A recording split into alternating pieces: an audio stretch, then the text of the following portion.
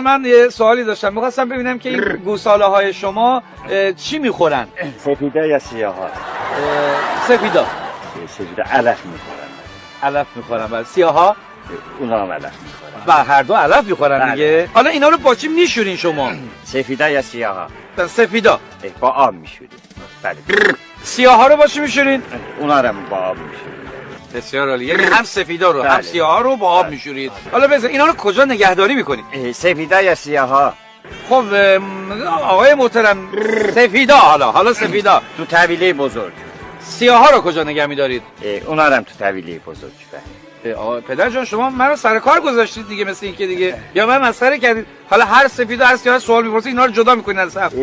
آخه سفیده مال خودم هستن. آها، پس سفیدا مال شما هستن. بسیار ببخشید سوء تفاهم.